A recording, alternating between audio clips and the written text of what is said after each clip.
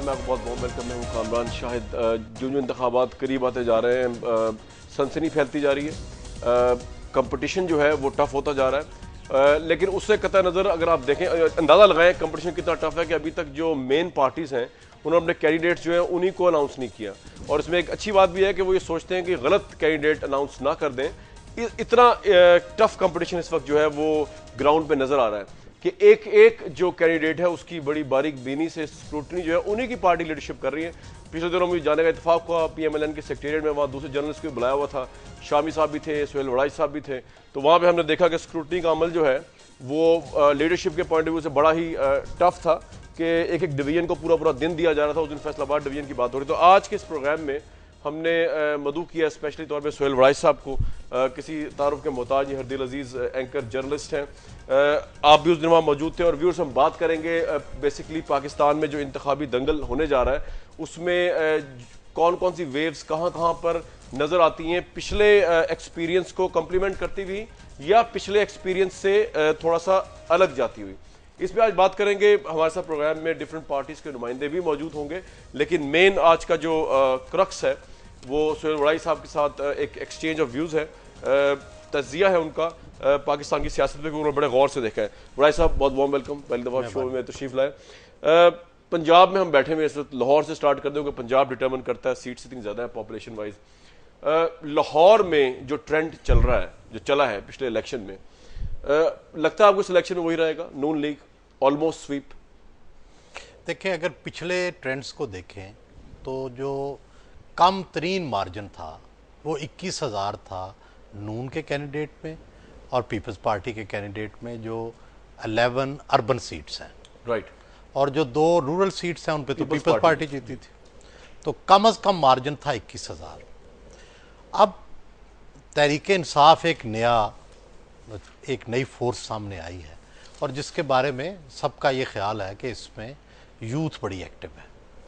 अब अगर फ़र्ज़ करें कि हम एवरेज जो वोटिंग टर्नआउट है वो 38% है, अगर तो वोटिंग टर्नआउट 38% ही रहता है तो लाहौर के रिजल्ट्स के अंदर कोई बड़ी तब्दीली नहीं आएगी। अच्छा, मासवाए के साथ 2 सीट्स, मासवाए के उस सीट पे जिस पे इमरान खान खुद लड़ेंगे जी, या एक सीट है NA 126 जिसके बारे में सर्वेज ये कहते हैं कि यहाँ PTI बड़ी स्ट्रांग है। इस पे आते हैं अभी डिटेल में, लेकिन आप ये कह रहे हैं कि टर्नआउट जो है वो डिसाइड करेगा तहरीक इंसाफ फैक्टर। अगर देखें 52% टर्नआउट आ जाता है तो results will be totally changed.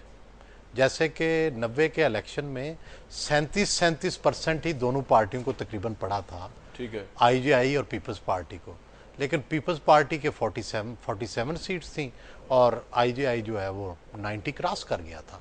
तो 1% से भी 2% से भी कैंडिडेट कितने खड़े हैं उनसे भी ये सारे फैक्टर्स चेंज हो जाते हैं। और PTI को ये दरअसल साबित करना होगा कि वो उस दिन कितने नौजवानों को निकाल सकती है, कितने अपने हामियों को निकाल सकती है, क्योंकि जो बाकी पार्टियां हैं पहले से, नून और पीपल्स पार्टी, उनका तो रवायती वोट निकलेगा।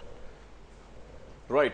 देखिए वड़ाई साहब, ये जो इलेक्शन में कैंडिडेट्स का वोटर्स को निकालना है, ये भी तो एक बहुत बड़ी एक्सरसाइज है ना, और ये भी एक बड़ी रवायती पॉलिटिक्स का हिस्सा। आपको लगता है कि जो जैसे तहरीक इंसाफ तो एक नई पार्टी के तौर पे इमर्ज हुई है, वो प्रैक्टिस इनके यहाँ है या इनके पास वो लोग, वो स्ट्रेंथ है कि लोगों को घरों से बाहर निकाल लें? मेरा ख्याल है लोग खुद ब खुद ही आपके ख्याल में क्या है? मेरा ख्याल है कि नहीं है। तहरीक इंसाफ के लिए ये एक पहला बड़ा तजर्बा होगा कि वो उस दिन पोलिंग स्टेशंस पर किस तरह से पोलिंग ड्यूटीज़ देते हैं, किस तरह से वो ट्रेनिंग लेते हैं, वोटर्स को किस तरह से लेके आते हैं, आइडेंटिफाई किस तरह करते हैं अपने वोटर को। तो ये सारा उनके लिए एक नई चीज़ है। और पंजाब के जो 5 बड़े शहर हैं, दिलचस्प बात यह है कि जहाँ जहाँ नून पॉपुलर है वहीं तहरीक इंसाफ पॉपुलर है। जिन हलकों के अंदर नून जो थी पहले से उसके असर रसूख है वहीं PTI का है। तो ये कितना वो कट कर सकेंगे, नहीं कर सकेंगे। और फिर एक और बड़ी अहम बात है पंजाब के इलेक्शन में बिलखसूस, यहाँ कभी 3 वे इलेक्शन नहीं होता, 2 वे इलेक्शन होगा। या PTI और नून के दरमियान होगा, या नून और पीपल्स पार्टी के दरमियान होगा, या PTI और पीपल्स पार्टी के दरमियान होगा। लाहौर में this will be between PTI and right साहब, अभी लगता है आपको पीपल्स पार्टी का कोई फैक्टर है यहाँ पे? मतलब जो नजर आ रहा है परसेप्शन के कैंडिडेट्स, परसेप्शन ये कि मिलने मुश्किल हुए हैं लाहौर में, और कल तो ये सुनने में आया कि खुर्शीद शाह साहब ने जमात इस्लामी से खुद कॉल की कि जी एटलीस्ट लाहौर और फैसलाबाद डिवीजन में अगर एडजस्टमेंट हो सकती है। दो अपोजिट स्टैंड्स हैं, लेकिन उम्मीदवार नहीं मिल रहे पीपल्स पार्टी को लाहौर में। देखिए, लाहौर में बिल्कुल यही सिचुएशन है जो नज़र आ रही है, और इसके के बहुत अरसे से जो अदम तवज्जही थी और जिस तरह से मीडिया ने एहतसाब किया वो भी रीज़न है, पुअर परफॉर्मेंस भी रीज़न है, और फिर पार्टी, सबसे बड़ी बात यह है कि बुरे से बुरे हालात में भी पार्टी के कैंडिडेट मिल जाते थे। इस दफ़ा पार्टी के लोगों से राब्ता ही नहीं है। लेकिन सोहेल साहब, एक और बड़ी इंटरेस्टिंग बात है कि जैसे कि पंजाब की पॉलिटिक्स और लाहौर के जलसे जो हैं वो एक इम्पैक्ट तो क्रिएट करते हैं मीडिया पे भी और लोगों की परसेप्शन में भी। इमरान खान साहब ने उसी की बेस पे अपनी पार्टी को इमर्ज करवा दिया अक्टूबर में, उसी की बेस पे उन्होंने क्लेम किया 23 मार्च का। उस पर मुतजाद राय हो सकती है वो इतना बड़ा जलसा था या नहीं जो वो क्लेम कर रहे थे, लेकिन नून लीग कब लाहौर में जलसे करेगी और कितना इंपॉर्टेंट आपके ख्याल में जलसा करना? मेरा ख्याल है कि नून के लिए बहुत ही ज़रूरी है कि वह लाहौर में जलसा करें, क्योंकि इमरान खान के 2 जलसों के बाद उनके लिए ज़रूरी है कि ये साबित करें कि लाहौर में वो बहुत लोग इकट्ठे कर सकते हैं इमरान खान के मुकाबले में या उससे ज़्यादा। लेकिन मुझे लगता है कि उनकी ये प्रायोरिटी नहीं है। शायद वो सबसे आखिरी जलसा लाहौर में करेंगे 8 मई को। जी, इससे पहले मेरा ख्याल है कि वो लाहौर का जलसा नहीं करना चाहते। सुहेल साहब, उसका इम्पैक्ट तो फिर बहुत इमेंस होगा। हमें याद है कि 88 में जब बेनज़ीर भुट्टो साहब ने आखिरी जलसा लाहौर में आई थिंक किया था, और लाहौर का जलसा जो है वो एक परसेप्शन क्रिएट करता है पूरे पाकिस्तान में। अगर हल्कों में 1 बाय 1 आए, N120 नवाज शरीफ साहब खड़े हो रहे हैं, आपको लगता है कि मुकाबला होगा? क्योंकि यहाँ पे तो बरादरी वाइज भी बहुत स्ट्रांग है, वो वैसे भी उनके लोग, हमने सर्वे भी किया अपने तौर पे भी, तो बहुत ओवरवेलम लोग जो है वो उनकी तरफ टिल्टेड है। बड़ा सेफ हल्का है और बहुत गहरी रूट्स हैं नून की। लोग कुछ थोड़े से नाला थे, कुछ एलियनेटेड फील कर रहे थे, लेकिन पिछले 2 साल 1.5 साल इन्होंने काफ़ी लोगों से राब्ते बहाल किए हैं और वर्कर्स को अकोमोडेट भी किया, तो वो काफ़ी हद तक ठीक हो गया और तकरीबन उसी स्टेज पे चला गया जैसे कि 1997 में था। शौकत महमूद साहब ऐसा मौजूद है, उन्हीं से बात कर लेते हैं पीटीआई के वाले। शौकत साहब अस्सलाम वालेकुम। जी वालेकुम सलाम। शौकत साहब, सोहेल वड़ाई साहब हैं हमारे साथ, उनके साथ तजिया चल रहा है लाहौर की सीट्स का और पाकिस्तान के इंतखाबात का। बड़ी इंपॉर्टेंट बात उन्होंने अभी कही वड़ाई साहब ने, वो और हमारा भी परसेप्शन है कि इस तरह ही है कि इलेक्शंस के अंदर जो है वो टर्न आउट जो है वो डिटर्मिन करेगा तहरीक इंसाफ फैक्टर को। तो 30% कुछ था, 38-39% लास्ट इलेक्शंस में, अगर आप 50% लाएंगे तो वड़ाई साहब समझते हैं, दूसरे तजिया निगार, कि शायद कोई डिफरेंस आएगा। मशीनरी है ग्राउंड में पीटीआई के पास कैंडिडेट्स को बाहर निकालने की? आपका पहला इलेक्शन है ये शौकत साहब, पहला चैलेंज है। नहीं, मशीनरी भी है लाहौर में। हमारे तब्दीली रजाकार प्रोग्राम में तकरीबन 50,000 लोगों ने वॉलंटियर किया है काम करने के लिए शहर के अंदर। लेकिन उसके अलावा एक जो जुनून है उसको आप इग्नोर कर रहे हैं। जो लोग पीटीआई की तरफ माइल हैं और जो कि ओवरवेलमिंग मेजॉरिटी हमें नजर आती है, वो उनमें एक पैशन है, एक जुनून है, और हमारे नेचुरली हमारे कैंडिडेट्स अपनी पूरी कोशिश करेंगे। लेकिन उसके अलावा हम समझते हैं कि लोग जो हैं वो खुद इतने मोटिवेटेड हैं कि वो they are looking forward to this election. वो कह रहे हैं कि इलेक्शन आए, हम खुद जाके वोट डालेंगे और इंशाअल्लाह ताला आपको नजर आएगा कि इस दफा जो टर्न आउट है वो पिछले सालों के मुकाबले में हाई होगा, और उसकी मेजर वजह यह है कि लोग जो हैं वो सेल्फ मोटिवेटेड हैं इस इलेक्शन के। अच्छा शौकत साहब, परसेप्शन ये कि सीट्स का अभी तक अनाउंसमेंट आप लोगों ने नहीं किया, किस चीज़ का इंतजार है? मतलब वो सीट्स अनाउंस होंगी तो आपके उम्मीदवार जाके कैंडिडेट्स जलसे वगैरह करेंगे, कॉर्नर मीटिंग्स करेंगे, कोई डेट है आपके ज़हन में अभी कब तक आएगा, या अभी वेट हो रहा है कि दूसरी पार्टीज करेंगी तो फिर आप लोग भी देखेंगे? नहीं, हम तो इंशाल्लाह देखें, हमारे हर सीट के ऊपर खास तौर पे लाहौर में 10-10, 12-12, 15-15 उम्मीदवार थे। हर कोई नेचुरली ख्वाहिशमंद था कि मुझे कंसिडर किया जाए, इसलिए उस पर वक्त लगा। और 16 तारीख को हम फॉर्मली अपने सारे कैंडिडेट्स कंट्री वाइड जो हैं वो अनाउंस करेंगे। लेकिन मैं फिर अर्ज करूंगा कि जो हमारा जो स्ट्रेटजी कह लें या प्लान कह लें, उसमें और नून के प्लान में और मुकाबला सिर्फ नून का और पीटीआई का है, तो उनके में बड़ा फर्क है। वो पुराने वही धड़ेबंदी, वही बरादरी, वो उन चीजों को देख रहे हैं कि जी। अच्छा शफकत साहब, मुझे एक बात बताइए कि बहुत से लोग जानना चाहते हैं कि अगले स्केड्यूल क्या आपका जलसों, क्योंकि दिन तो रहा कुछ नहीं गए, कुछ सोचा है कि जलसे कहाँ कर रहे हैं अभी इमरान खान साहब ने? जी वो भी इंशाल्लाह कल तक सारा प्रोग्राम तैयार हो जाएगा। और प्रोग्राम जलसे जो हमने सारे पाकिस्तान में कर रहे हैं, लेकिन इंशाल्लाह ताला आपको नजर आएगा कि ये जो एक वेव नजर आ रही है, एक उभार नजर आ रहा है, ये बहुत सारी ये जो धड़े बंदों की और पुराने तर्ज की सियासत है, इसको बिल्कुल हटा। ये आपका पॉइंट ऑफ व्यू शफकत साहब, बहुत शुक्रिया। आपका पॉइंट ऑफ व्यू हमारे सामने, हम कोशिश करेंगे कि PMLN की तरफ से भी मुशाहिदुल्लाह साहब या परवेज ऋषि साहब जो है मौक़िफ़ दें अपनी पार्टी का इसी प्रोग्राम में। वड़ाई साहब, आपको लगा है कि जो ये बात हो रही है वो ग्राउंड पे भी इस तरह हो सकती है मटीरियलाइज एक्सपीरियंस की बेस पे? देखिए ये चूंकि एक नया फिनोमेना है। देखें अगर आप देखें कि 1970 का जो टर्नआउट है वो तकरीबन 60% था और इस हद तक लोग गए, और इसी वजह से उस वक्त जितने अंदाजे थे एनालिसिस वो फेल हो गए।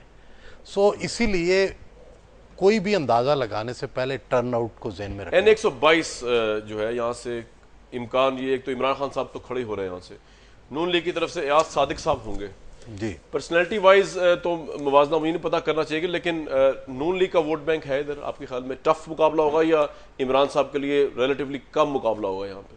मेरा ख्याल है इमरान खान साहब की पर्सनैलिटी जो है बड़ी करिज्मेटिक है और इससे वोट अट्रैक्ट हो सकते हैं, लेकिन फैक्चुअल बात क्या है, वो क्या है? वो ये है कि NA-122 के हवाले से मेरे पास एक सर्वे है, एक सर्वे है जो कि करवाया तो नून लीग ने है, लेकिन बड़ा दिलचस्प सर्वे है। सर्वे इन्होंने करवाया IRI से, उसकी एक सब्सिडरी है जो जाके ग्राउंड पे सर्वे करती है। ठीक है। और इन्होंने सर्वे क्या किया कि आप पहले ये बताएं कि जो मौजूदा MNA है क्या आप उसको अप्रूव करते हैं? उनकी अपनी रेटिंग करवाई, ये तो बड़ी मॉडर्न अप्रोच है। हाँ जी, पहले तो अपने कैंडिडेट की अप्रूवल कराई। ठीक है। फिर उन्होंने कहा कि अगर PTI का कैंडिडेट, PMLN का ओवरऑल आप क्या समझते हैं, कितने % वोट देंगे, फिर PTI को कितने % वोट देंगे और पीपल्स पार्टी को कितने % वोट देंगे, ये बड़ी इंपॉर्टेंट है। तो यहाँ अगर आप जिस हल्के की बात कर रहे हैं, यहाँ नून की रेटिंग है 68%। अच्छा। और कैंडिडेट की रेटिंग है 31%। अच्छा, नून लीग की अपनी पार्टी की 68 रेटिंग है, और N122 जहां से इमरान खान साहब खड़े हो रहे हैं। जी तो बहुत अप्रूवल रेटिंग है। और वहां पे PTI की पार्टी की रेटिंग 17% है। अच्छा। लेकिन इमरान खान का जब करिश्मा वहां पे ऐड होगा तो फिर डेफिनेटली वोट बढ़ेंगे। लेकिन वड़ाई साहब बहुत डिफरेंस है, ये तो बहुत डिफरेंस है। मैंने पहले कहा कि 21,000 का डिफरेंस है, लेकिन देखना यही है कि वो क्या टर्नआउट यूथ का जो कहा जा रहा है, अगरचे अब इस पे भी सवाल उठने शुरू हो गए हैं कि क्या ये यूथ का फैक्टर इतना अहम है भी या नहीं। क्योंकि ये क्यों अहम नहीं आपके ख्याल में? उसकी जिस तरह वो फैले में डेमोग्राफिकली, इसलिए कह रहे हैं नहीं। नंबर 1 तो ये है कि यूथ का ये फैक्टर क्या देहात में भी है, क्या यूथ का ये फैक्टर 25 से 35 में भी है? देहात में गालिबन कम है। क्या यूथ का फैक्टर 25 प्लस से 35 में भी है कि नहीं? हम आमतौर पे जो सारा ये फैक्टर 3.5 करोड़ जो वोट है ये 35 तक गिनते हैं, 18 से लेकर 35 तक। तो अगर इसमें से 35 में से कुछ नीचे आ जाएं, जो कि लग रहा है कि 35 वाले उस तरह से जो PTI का ट्रेंड है उसका साथ नहीं दे रहे।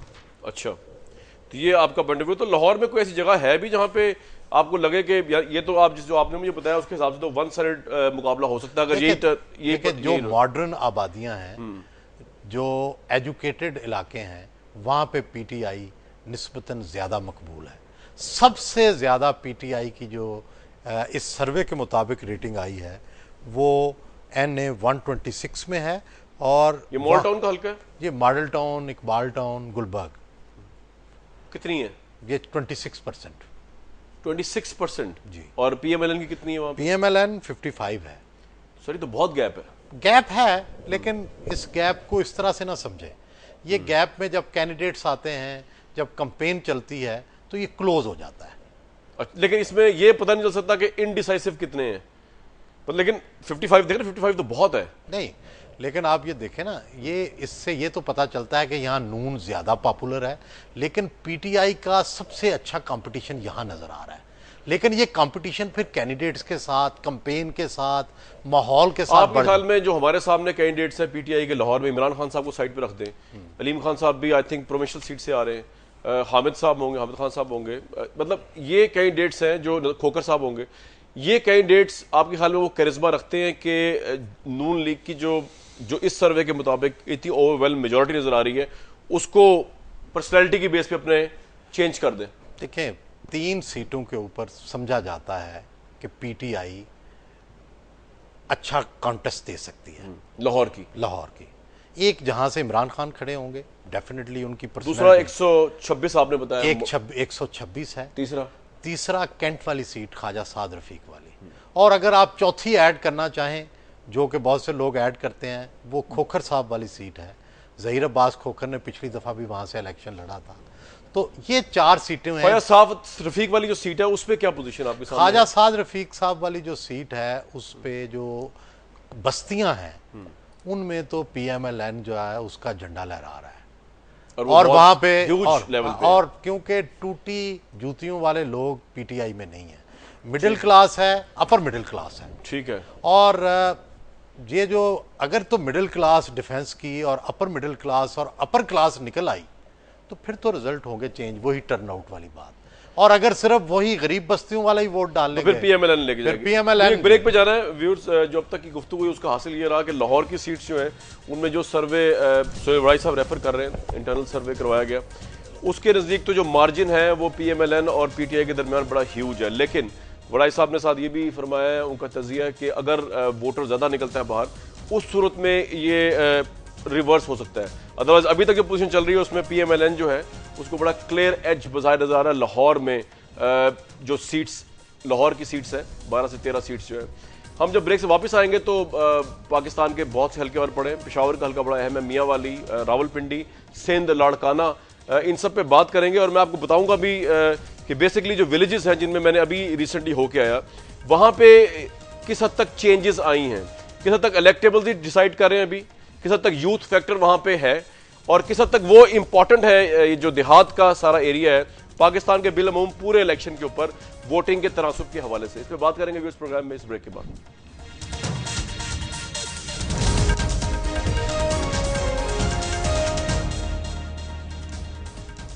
इस प्रोग्राम में दोबारा वार्म वेलकम। वड़ाई साहब, ये तो हो गया पंजाब की हम बात कर रहे थे। पीपल्स पार्टी जो है वो नजर कहीं नहीं आ रही, ना अलायंसेस में, ना खबरों में, ना जलसों में, ना कॉर्नर मीटिंग्स में। मतलब गिव अप कर दिया जरदारी साहब ने, या कुछ सोचा हुआ ऑब्जेक्टिव के ये अचीव हो जाएगा तो हम हुकूमत बना लेंगे? नहीं, मेरा ख्याल है कि उनका बड़ा सीधा साधा टारगेट है। 30 सीटें दही सिंध, ठीक है, 27 या 28 सीटें साउथ पंजाब, उसमें से वो कहते हैं 20-25 ले लें, 30-20-50, बाकी टावा पंजाब से ले लेंगे 5-7, और वो कहते हैं we cross 80 and then next government is ours, कि वो उनकी अलाइज आ जाएंगे, अलाइज आ जाएंगे। लेकिन आपको लगता है कि ये ऐसा ग्राउंड पे हो पाएगा? मतलब लाहौर की अब सीट घुरकीस की जो आपको लगता है वो जीत पाएंगे दोबारा? देखिए कंपटीशन तो है, लेकिन अप्रूवल रेटिंग समीना घुरकी की बहुत है। अगर वहाँ पे नून ने अच्छा पेयर बना लिया, मसलन उन्होंने पीपल्स पार्टी का एक एमपीए तोड़ लिया है, हबीब अवान, जो मलिक शाह मोहम्मद अवान चेयरमैन जिला कौंसिल लाहौर हैं, उनका बेटा को अपने साथ मिला लिया है, और इसी तरह एक कश्मीरी एक शामिल कर लिया है। लेकिन साथ जो डगरा था, जैन शौकत डगरा, वो फारग हो गया है। तो अब या तो इन तीनों को अगर एडजस्ट कर लिए, डयाल भी एडजस्ट हो गए, अगर तो ये चारों एडजस्ट कर लिए तो फिर तो हो। लेकिन बड़ा उससे ही बढ़ के साउथ पंजाब में आपको लगता है कि इस वक्त जबकि उनकी अपनी पार्टी में दौरान शाह महमूद कुरैशी से लेके आगे तक 25 सीटों का टारगेट अचीव कर लेंगे परसेप्शन वाइज ही? देखिए जहां जहां गुर्बत है वहां वहां पीपल्स पार्टी है। अच्छा, और क्या वजह हो या ना हो गुर्बत की हो, लेकिन वो वोट नहीं, लेकिन गरीब आदमी का वोट अभी भी खासकर साउथ पंजाब में पीपल्स पार्टी के साथ है। और फिर बेनज़ीर इनकम सपोर्ट प्रोग्राम है, और दूसरा वहाँ इलेक्टेबल्स जो हैं, जो इंतखाबी घोड़े हैं, वो भी पीपल्स पार्टी के पास बेहतर है। में क्या हुआ, मतलब फरियाल तालपुर साहब को टिकट मिला, उधर से अवैस टप्पी साहब को मिल गया, उधर से शराजीज जो कि खानदानी कम्प्लीमेंट करते हैं पता नहीं कितने डेकेड से पीपल्स पार्टी को, उन्होंने विड्रॉ कर लिया। लग ऐसा रहा है कि नहीं देखिए गनवा भुट्टो साहब है ना जीत जाए कहीं। देखिए पहले तो ये दोनों अलग अलग जगह हैं, वो ठिठाके हैं। हाँ ठिठाके हैं। परसेप्शन वाइज पहले तो लाड़काना की बात कर लें। लाड़काना की पोजीशन ये है कि गनवा भुट्टो साहिबा मुर्तज़ा भुट्टो की अहलिया ज़रूर हैं, लेकिन उनका ग्राउंड पे इतना इन्फ्लुएंस नहीं है। पीपल्स पार्टी पिछले 40 साल से 50 साल से उसके वर्कर हैं, उसके साथी हैं, नाराज़ हैं इस वक्त लोग, और उस नाराज़गी की वजह से वोट कम पड़ेंगे। लेकिन गिनवा भुट्टो कोई मुअस्सर रोल उन्होंने अदा नहीं मतलब इसके बारे में कोई कंट्रोवर्सी नहीं आपके नजदीक के फरियाल तारपुर साहब को टफ टाइम मिलने वाला है? मेरा नहीं ख्याल कि, और वो आप देखेंगे इस हद तक उनके अंदर फ्लेक्सिबिलिटी है फरियाल तारपुर के अंदर के वो मुनव्वर अब्बासी से मिलने चली गई हैं, सफदर अब्बासी के बड़े भाई से, जिनसे वो काफ़ी अरसे से नाराज़ हैं जब से मोहतरमा का। ये फ्लेक्सिबिलिटी पीपल्स पार्टी में बहुत है। आज गुलाम रबाब रहीम साहब जो हैं नहीं, उनकी अब शिराजीज पे, हाँ शिराजीज पे ठट्टा अब शिराजीज के बारे में एक खबर तो ये आई है कि उन्होंने छोड़ दिया। प्रॉब्लम वहाँ क्या हुआ, वहाँ पे गुलाम कादर मलकानी जो हैं वो पीपल्स पार्टी के हैं, ठीक है, उनकी जगह अवैस मुजफ्फर टप्पी साहब जो थे वो आ गए एमपीए के। अब शिराजीज ने और मलकानीज ने आपस में सुलह कर लिया। शिराजी तो सैयद हैं, इलेक्टेबल हैं, मलकानी जो हैं ये कश्तियाँ चलाने वाले जत हैं, और इनका भी एक पूरा कबीला है। तो वो हालांकि Ghulam Qadir Malkani peoples party join कर लिए हुए थे, लेकिन उनको टिकट नहीं दिया। अब इन्होंने उनके साथ इत्तेहाद करके उनको टिकट दे दिया शिराजियों ने, लेकिन बात ख़त्म नहीं हुई। बात अभी तक पीपल्स पार्टी के साथ शिराजियों के मुज़ाकरात जारी हैं, और पीपल्स पार्टी चाहती है कि सिंध के अंदर कम से कम उसकी मुखालफत हो। लेकिन बड़ा साहब आज तो खुर्शीद शाह साहब की जो स्टेटमेंट आई वो तो ये थी कि ये तो बदमाश लोग हैं, इनसे बात हो ही नहीं सकती, ये तो डकैत हैं, ये तो लेकिन मेरे इल्म में है कि उनसे मुज़ाकरात हो रहे हैं। आपके इल्म में? अरबाब गुलाम रहीम से मुज़ाकरात किए। अरबाब गुलाम रहीम कितना अरसा पीपल्स पार्टी से नाराज रहे। हाँ वो आज चल रहे मुज़ाकरात। अच्छा, पीर पगाड़ा, मेरे ज़ाती इल्म में है कि पीर साहब पगाड़ा को कहा गया कि जितनी सीटें आपने जीती हैं उतनी तो हम देते हैं, उससे डबल हम आपको ऑफर। ये जरदारी साहब ने ऑफर की उनको? जी, उनको ऑफर किया, लेकिन उन्होंने नहीं माने। नहीं वो माने, वो समझते थे कि मैं इनके साथ चल नहीं सकता। लेकिन अब मेरा ख्याल है नून के साथ भी उनके मामलात इतने अच्छे नहीं चल रहे, तो अब देखें आगे क्या होता है। लेकिन बड़ा साहब वो जो दही सिंध है उसकी तो पॉलिटिक्स इन अलायंसेस से चेंज आपको होती हुई नजर आती है, या आपको लगता है कि चेंज हो जाएगी, या यही परसेप्शन गालिब है कि पीपल्स पार्टी 30 सीटें निकालेगी दही सिंध की रिगार्डलेस ऑफ एनीथिंग? देखिए 30 तो मैं नहीं कहता, लेकिन मैं कहता हूं कोई बहुत बड़ी चेंज मुझे नजर नहीं आ रही। कोई वहां बगावत, कोई वहां इनकलाब इस तरह नजर नहीं आया कि पीपल्स पार्टी के लोग जैसे अब अपने हलकों में गए हैं तो कुछ लोगों ने उनका बुरा इस्तकबाल किया।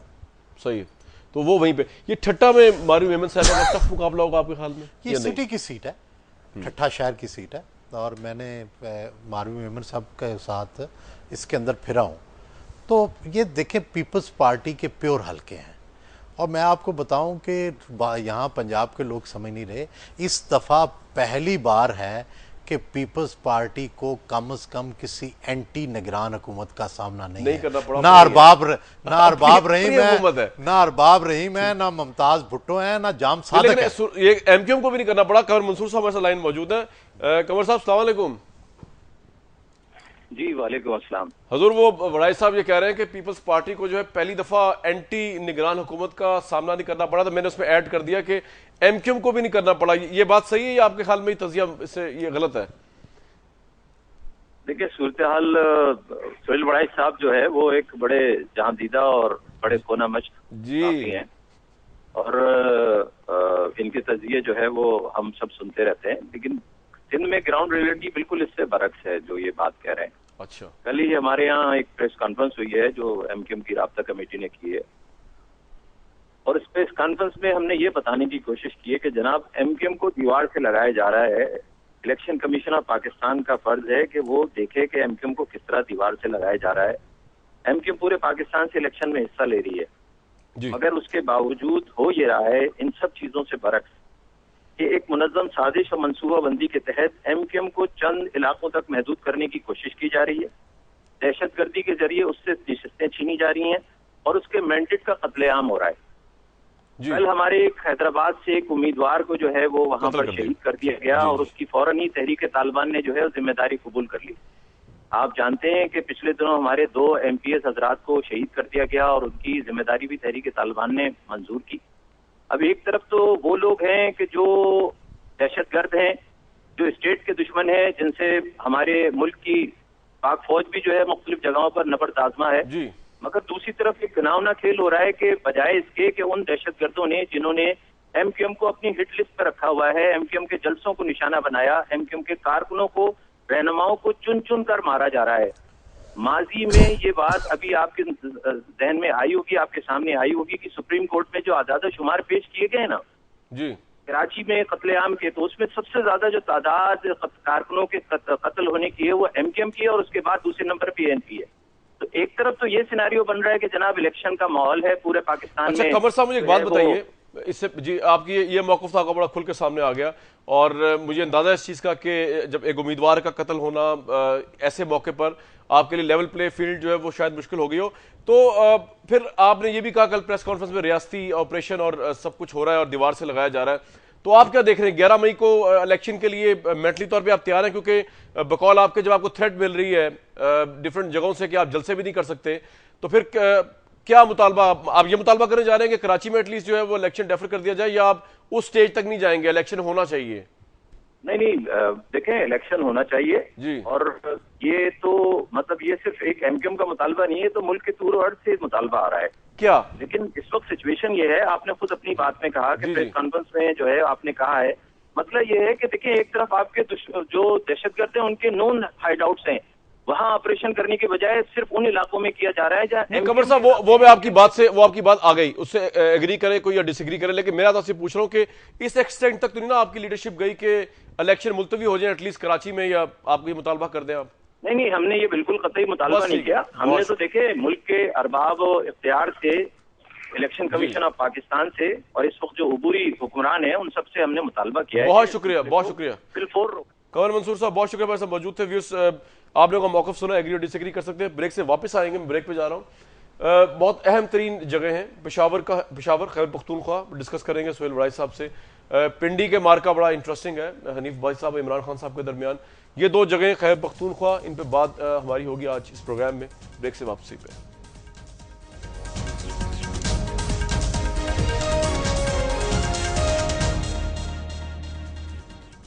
इस प्रोग्राम बहुत बहुत वेलकम। सोहेल वराई साहब हमारे साथ मौजूद हैं। वराई साहब खैबर पख्तूनख्वा तक पहुंचे हम, सिंध से होते हुए पंजाब से स्टार्ट किया था आगाज़। पोजीशन क्या है वहाँ पे? सर्वेस को देखें या आपको लगता है कि ग्राउंड में जो लास्ट सर्वे हुआ उससे चेंज हो चुकी है सिचुएशन? देखिए सर्वेस तो सब यही बताते हैं कि पीटीआई टॉप पे है खैबर पख्तूनख्वा, और उन सर्विस के मुताबिक तो ऐसे लगता है कि पीटीआई प्रोविंशियल गवर्नमेंट बनाएगी। लेकिन अब ग्राउंड पे क्या है? अब जो है सिचुएशन में JUIF ने काफ़ी इलेक्टेबल भी शामिल किए हैं। अच्छा। और अपनी इलेक्शनरिंग को भी बहुत प्लान्ड वो चला रहे हैं और उनके पास चूँकि पिछला तजर्बा भी है और वो एक हुकूमत भी चला चुके हैं, अब वो पावर सेंटर्स के ऊपर भी उनका असर। तो आपको लगता है कि जो पीटीआई की पॉपुलैरिटी खैबर पख्तूनख्वा में थी उसको डेंट डाला है मुस्लिम एफ ने? मेरा ये ख्याल है कि अब डायरेक्ट कंपटीशन है बिटवीन मौलाना फजलुर रहमान और तहरीक इंसाफ, जो कि पहले नहीं था उस तरह, जो पहले उस तरह से नहीं था। हाँ, अब टफ है। और पीटीआई जो है अर्बन सेंटर्स में तो थोड़ी सी इसके पास एज है जी, लेकिन जो ही आप थोड़ा अर्बन सेंटर से निकलते हैं फिर JUIF जो है वो सामने आता है। हजारा में नून लीग स्ट्रांग नजर आती है? हजारा में देखें नून के लिए एक ही ये प्रॉब्लम पैदा हुआ था, हजारा सूबे वाला, और जब इन्होंने नाम रखा था तो वहाँ एक रद्द अमल आ गया था कि हजारा को शामिल क्यों नहीं किया। लेकिन मुझे लगता है कि अब वो मामला ख़त्म हो गया। पहले भी 7 में से 5 सीटें नून ने जीती थी। अब क्या होगा? अब लगता यह है कि वही हजारा का वही ट्रेंड होगा जो नॉर्थ पंजाब और सेंट्रल पंजाब का होगा, नून लीग की तरफ। ये 114 सीटों का आम तौर पे मेजर ट्रेंड जो है वो एक होता है। अलबत्ता जो अर्बन सेंटर्स हैं उनके अंदर पीटीआई का टर्नआउट जो है वो डिटरमिन करेगा एग्जैक्ट सीटों को। अगेन आप टर्नआउट पे जा रहे हैं और आपको लगता है कि अब पीटीआई को मुकाबला करना पड़ेगा खैबर पख्तूनख्वा में भी मौलाना फजल रहमान की पार्टी से, जो कि पहले नहीं था, पहले इजी था उनके लिए। पहले इजी था। तो अगर क्विकली हम आ जाए, एक जो है बिलोर साहब की सीट जो है उनको सिंपैथी का वोट भी है भाई, क्योंकि जी बशीर बिलोर साहब ने, तो इमरान खान साहब के लिए बड़ा टफ कंपटीशन होने जा रहा है वहां पे। आपके मेरा ख्याल है कि इतना टफ नहीं है क्योंकि गुलाम बिलोर साहब जो है उनकी परफॉर्मेंस भी इतनी अच्छी नहीं, लेकिन वराई साहब उनको लेवल प्ले फील्ड भी तो नहीं मिल रही ना एएनपी को, वो जलसे नहीं कर सकते, जलसे भी नहीं कर पा रहे और हमदर्दियों के बावजूद शायद इस दफ़ा उनका जीतना मुझे मुश्किल लगता है। लेकिन मुझे पिछली दफ़ा भी मैंने एक जगह पे ये कहा तो पेशावर से मुझे कुछ दोस्तों ने फ़ोन किया, उसने कहा तुम्हें पता नहीं है यहाँ का। अच्छा। यहाँ पे लोग सब जो हैं, गुलाम अहमद बलोर ने पेशावर के लोगों को तो कुछ दिया है, कुछ लिया नहीं है। रेलवे में ठीक है परफॉर्मेंस ठीक नहीं, लेकिन अपने हल्के में ठीक अपने है। हल्के तो में हम ये कह सकते हैं कि एनए एक पेशावर में बलोर साहब का, इमरान साहब का टफ कंपटीशन हो सकता है। टफ कंपटीशन तो नहीं, कंपटीशन जरूर कंपटीशन हो सकता है, सही है। खैर पख्तूनख्वा से अगर दोबारा पंजाब में आ जाएं, क्योंकि पंजाब अगेन कंटेस्ट यहाँ बहुत अहम हो रहा है। NH-56 जो है, देखिए फैसला पाकिस्तान की प्राइम मिनिस्टरशिप का पंजाब में होना है, 107 सीटों पे होना है, ठीक है। और वो 107 सीटें हैं, 2 कैपिटल की और 105 अटक से लेके साहिवाल तक ये है। तो मैं उसी को मद्देनजर रखते हुए आपके पास दोबारा आ गया हूँ। ये जो NH-56 है, इमरान साहब के आने से पहले तो हनीफ अब्बासी साहब जो है उनके लिए कोई चैलेंज नहीं था उधर, उन्होंने काम भी बहुत किया हनीफ अब्बासी साहब ने, डेवलपमेंट्स हुई हुई हैं। अब आपको लगता है कि थोड़ा बहुत चैलेंज है पर्सनैलिटी का, या बहुत ज़्यादा चैलेंज हो जाएगा? नहीं, इमरान का चैलेंज तो बहुत बड़ा है, लेकिन 70,000 वोट उन्होंने लिया वहाँ पे। हाँ जी, लेकिन हनीफ अब्बासी के अंदर भी कैपेबिलिटीज मौजूद हैं। ग्राउंड जिस तरह उन्होंने शेख रशीद का मुकाबला किया, और शेख रशीद साहब जो हैं माशाल्लाह हमारे टीवी टॉक शोज़ के बहुत माहिर हैं, लेकिन वो कभी भी हनीफ अब्बासी के सामने नहीं आते, क्योंकि समझते हैं कि हनीफ अब्बासी जो है वो कुछ ना कुछ ऐसा कह देगा। तो हनीफ अब्बासी, मुझे उसके अंदर, हनीफ अब्बासी साहब के अंदर पोटेंशियल है कि इमरान की कैंपेन को पंक्चर करें। सही। बड़ा साहब, हम जब बात कर रहे थे खैर पख्तूनख्वा की, तो क्योंकि हमने सर्विस की बात भी की। अच्छा, यहाँ भी जो 56 है, यहाँ भी PTI जो है 26% है। अच्छा, सिर्फ PTI, इमरान के बगैर। अच्छा, इमरान के हनीफ बगैर भाई साहब कितने हैं? हनीफ अब्बासी साहब की अप्रूवल रेटिंग बहुत अच्छी है, 49%, और पार्टी की? और पार्टी की 53%। तो ये तो बड़ा लीथल कॉम्बिनेशन है, जो कि बड़ा टफ कंपटीशन देगा ये इमरान साहब को। टफ लेकिन कंपटीशन। एक पॉइंट जो मिस हो गया हमसे, कि जब हम खैर पख्तूनख्वा डिस्कस कर रहे थे, शेख रशीद साहब की सीट नहीं, मैं उस पे आता हूँ, लेकिन जब खैर पख्तूनख्वा हम डिस्कस कर रहे साहब, तो जो IRI का हालिया पोल आया उसमें तो उन्होंने नून लीग को लीड दी हुई थी, लेकिन आप उसको उस तरह क्यों नहीं दे रहे? नहीं, गैलप पोल ने, नहीं, IRI ने भी दी थी लास्ट, खैर पख्तूनख्वा 31 से ऊपर दी हुई थी, नून दी लीग थी, को, और 28 दी थी इनको नहीं, PTI को। देखें, पहले IRI सर्वे आया, फिर गैलप पोल आया, ठीक है, उसके बाद हेनरिच पोल आया, ठीक है, हेनरिच पोल स्टिफ्टन। जो IRI सर्वे था उससे गैलप ने दिखाया कि KPK में कुछ मकबूलियत कम हुई है, और जो हेनरिच पोल था उसने दिखाया कि नहीं। वही मैं अर्ज कर रहा हूँ कि जो IRI पोल था उसी ने जब अब जो है, तो खैबर पख्तूनख्वा में नून लीग को 31 दिया हुआ और PTI को 28। लेकिन मैं कर मंसूर साहब के पास जाके वापस आता हूँ आपके पास। कर मंसूर साहब, आपकी बात बीच में रह गई थी, ब्रेक का टाइम होगा, आप कंप्लीट कर लीजिए प्लीज। आप कराची के हालात। मैं सिर्फ इतना सा कहना चाह रहा था कि वो तो हमने अपना मौक़िफ़ तो प्रेस कॉन्फ्रेंस के अंदर दे दिया। आपने सवाल किया था इलेक्शन का, तो इंशाल्लाह अल्हम्दुलिल्लाह माजी में भी बहुत सारे लोगों ने, एस्टेब्लिशमेंट ने बड़ा आजमाया है कराची के अवाम को, हैदराबाद के अवाम को, एक दफा फिर वो आजमाने जा रहे हैं। हम तो भरपूर यकीन के साथ, MQ वाहिद पार्टी है जो हर वक्त इलेक्शन के लिए तैयार रहती है, और इंशाल्लाह ताला हमने पहले भी ये आगो खून के दरिया पहले भी ऊपर किए हैं। इंशाल्लाह ताला अगर इलेक्शन होते हैं तो हमने तो पहले भी कह दिया है कि इंशाल्लाह अगली दफा जो आपने सर पे कफन बांधा हुआ है, भरपूर आपने सर पे कफन बांधा हुआ है, ठीक है, भरपूर अपने मैंडेट के साथ आएंगे। लेकिन आप देखिए ना, हम तो दाद फरियाद कर सकते हैं। अभी आपके सामने मलिक हबीब साहब हमारे जो वजीर दाखिला हैं, वो बयान दे रहे हैं, ग्राउंड रियलिटी पे चीजें चाहिए, हमें एक्शन चाहिए। अब आप देखें ना, मतलब एक तरफ वो है, हम खबरें पढ़ रहे हैं कि जी नवाज शरीफ साहब ने हेलीकॉप्टर हायर कर लिया है, वो इलेक्शन मुहिम चला रहे हैं। दूसरी तरफ हम मलिक हबीब साहब को देख रहे हैं, वो कह रहे हैं कि जनाब मेरे सबसे पसंदीदा लीडर हैं। तीसरी तरफ हम लोग हैं जो बराह रास्त तालिबान की धमकी में, हम जलसा नहीं कर सकते, हम कॉर्नर मीटिंग नहीं कर सकते, हम इधर उधर जा नहीं सकते, अपने ही शहर में यरगमाल बने हुए। अच्छा, फिर हम कोई स्टेट तो नहीं है ना, तालिबान तो स्टेट के खिलाफ लड़ रहे हैं, स्टेट उनके खिलाफ कार्रवाई कर रही है, हम क्या करें? हम तो सियासी पॉलिटिकल वर्कर हैं। आप हमारी दादरसी कीजिए अपने प्रोग्राम के तवज्जुह से। कर मंसूर साहब, मैं तो आपकी दादरसी के लिए दादरसी के लिए, और इस हवाले से मैं आपका ये समझता हूँ कंसर्न कि आपको जो धमकियां आ रही हैं उसके बाद आपको जलसे करने की उस तरह लेवल प्ले फील्ड नहीं दी जा रही, इस पे मैं आपसे एग्री करता हूँ। लेकिन अब उसमें हम क्या कर सकते हैं? पाकिस्तान दहशतगर्दी जो है वो किसी हुकूमत के कंट्रोल से बाहर की बात को नजर आती है। क्विकली, बहुत शुक्रिया कर मंसूर साहब, आपका मौक़िफ़ आ गया। क्विकली अगर हम पिंडी पे आ जाएं, शेख रशीद साहब का हल्का जो है, वड़ाई साहब अब की दफा को लगता है कुछ कर सकेंगे, या अब तो सपोर्ट भी है PTI की, उनको कितनी बड़ी सपोर्ट है वो आपके ख्याल में, और कितनी PTI की सपोर्ट वहाँ पे 24% है जो शेख रशीद साहब को मिलेगी जी, जो शेख रशीद साहब और को उनकी अपनी मिलेगी। कितनी है? शेख रशीद साहब की मेरा ख्याल है इस सर्वे के अंदर नहीं है, लेकिन जाहिर है उनका वोट है, और जो पिछला वोट पड़ा है डेफिनेटली उस वोट को भी काउंट कर लें। लेकिन जो वहाँ पे हैं तो नून के वर्कर जो इस वक्त MNA है, लेकिन उनकी अप्रूवल रेट भी हैरतनाक हद तक 52%। मुझे क्विकली जाते थे आपसे एक चीज पूछनी है, ये एक परसेप्शन है जावेद हाशमी साहब के बारे में कि पिंडी का जिक्र हुआ तो पिंडी से उन्होंने भी इलेक्शन पहले लड़ा था, लेकिन नवाज शरीफ साहब की सीट पे परसेप्शन ये क्योंकि अब लास्ट इलेक्शन में भी वो अपनी तो सीट हारे थे और जो नून लीग की टिकट की सीट थी वो जीत गए थे। अब आपको लगता है कि अगर वो इस्लामाबाद से खड़े हो या कहीं और से खड़े हो तो कुछ कर सकते हैं? इस्लामाबाद में PTI की पोजीशन बेहतर है और अपनी सीट जीत जाएंगे without Noon league this time, या आपको लगता है मुश्किल होगी जावेद हाशमी साहब मुल्तान में? नहीं, मुल्तान की शहर की सीट तो बहुत मुश्किल है, जावेद हाशमी साहब के लिए ये शहर की सीट बहुत मुश्किल है और देही से वो लड़ नहीं रहे। और शहर की सीट के अंदर सिचुएशन ये है कि ये किला है, दोनों सीटें जो हैं नून लीग की। राइट। बड़ाई साहब बहुत शुक्रिया। व्यूअर्स, आज का प्रोग्राम था, इस पर मैं जजमेंटल तो नहीं हो सकता, सिर्फ यही कहूँगा कि 11 मई जो है उस दिन घर में बैठने के बजाय बाहर निकल कर अपना हक जो है हक के राय दही वो इस्तेमाल कीजिए, और जो भी तब्दीली आप लाना चाहते हैं जिस किस्म की भी अपनी ज़िंदगियों के अंदर पाकिस्तान के लिए, इस माशरे के लिए, उसको प्रैक्टिकली इंप्लीमेंट करें। घरों में बैठ के जो है वो पॉपकॉर्न या फिल्मों को एंजॉय ना करें। 11 May is very crucial for entire Pakistan. बाहर निकल कर फैसला करें अपनी तकदीर का। मुझे कामरान शाहिद को इस प्रोग्राम के प्लेटफॉर्म से कल तक के लिए इजाज़त दीजिए।